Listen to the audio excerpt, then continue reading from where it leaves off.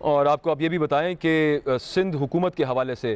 سندھ کے جو پولیس افسران ہیں ان کا یہ کہنا تھا کہ کسی صورت تضحیک برداشت نہیں کی جائے گی. تضحیک اور کام میں مداخلت پر سندھ پولیس کے افسران نے احتجاجاً چھٹی پر جانے کا فیصلہ کیا ہے. آئی جی، additional I Gs, D I جیز اور ایس ایس پیز نے درخواستیں دے دی ہیں. ان کا ایک ہی متن رکھا گیا ہے جس کے مطابق captain retired Safdar F I R واقعے میں پولیس افسران کو بے عزت کیا گیا، افسران سے نارویہ سلوک اپنایا گیا اور اس سے تمام پولیس فورس کو دھچکا لگا ہے. دباؤ کہ اس ماحول میں پیشہ ورانہ فرائض کی انجام دہی مشکل ہے، اسی لیے چھٹی دے دی جائے.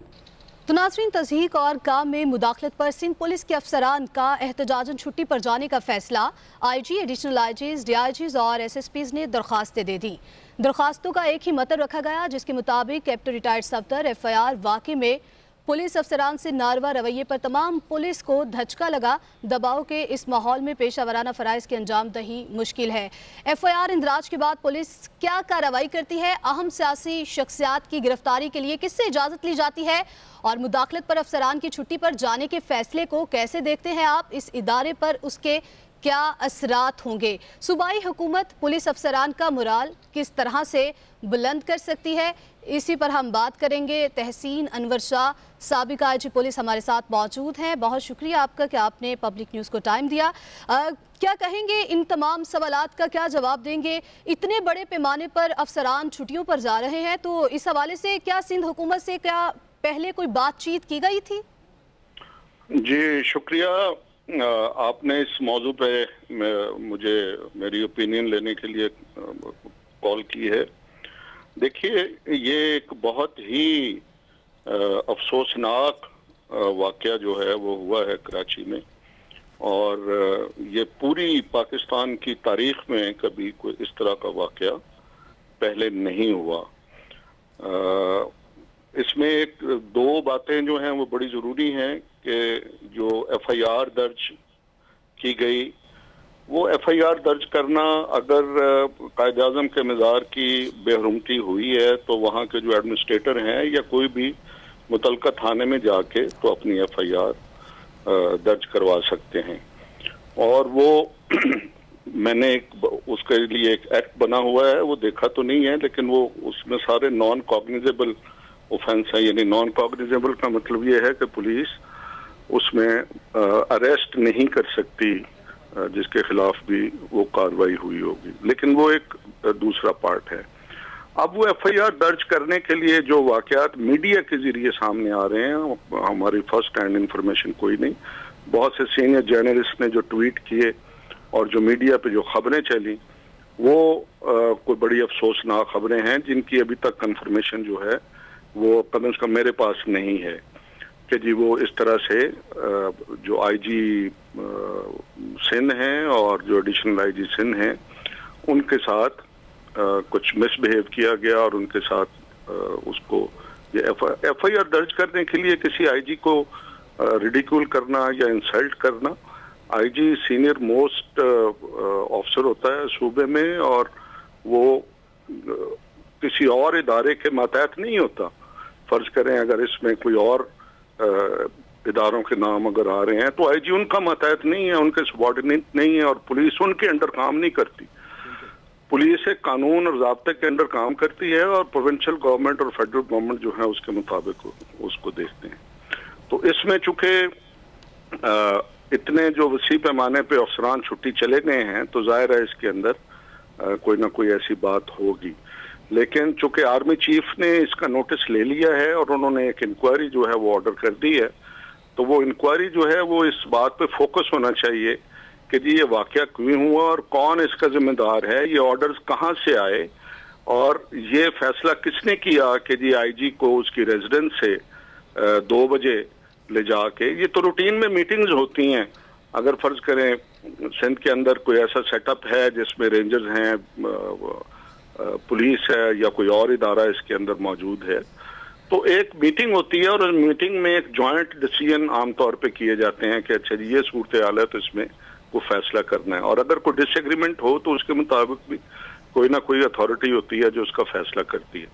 لیکن اس طرح تو ہم نے کبھی نہیں سنا اپنی 40 سال کی سروس میں کہ جی آئی جی کو آپ لے جائیں اور کسی ایسے دفتر میں لے جائیں اور وہاں لے جا کے اور اسے کہیں کہ جی آپ یہ آرڈر کریں اور وہ آرڈر کریں. تو یہ بہت زیادتی ہوئی ہے اور اس پہ پورے پاکستان میں جو پولیس ہے اس کے اندر غم و غصہ ہے، اور ہمارے جو سینئر ریٹائرڈ آئی جیز کی جو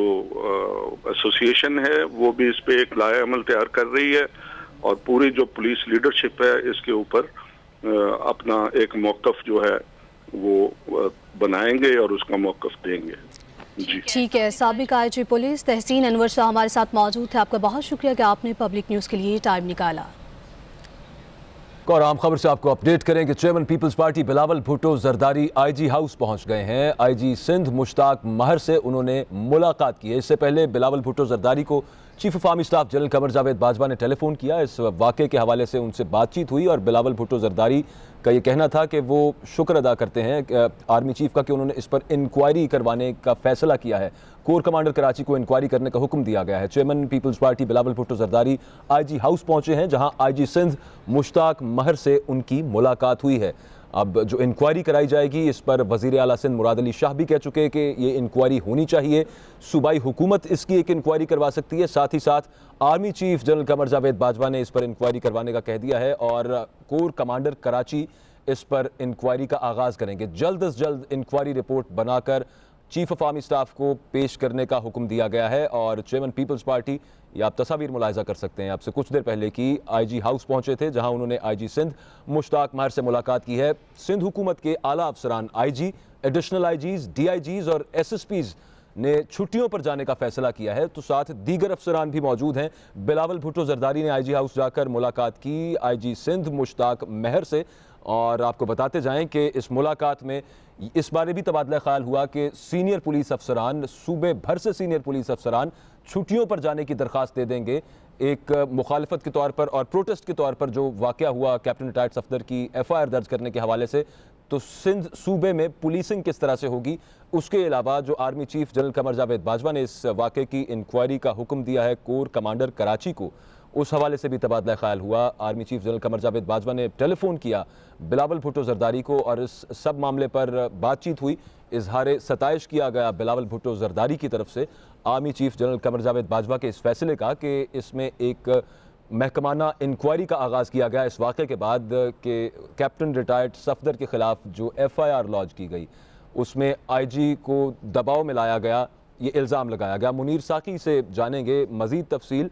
جو آئی جی سندھ کے ساتھ چیئرمین پیپلز پارٹی کی ملاقات ہوئی ہے۔ منیر بتائیے گا کون کون موجود تھا آئی جی ہاؤس میں اور کیا وہاں پر گفتگو ہوئی، آپ کے ذرائع نے کیا بتایا ہے؟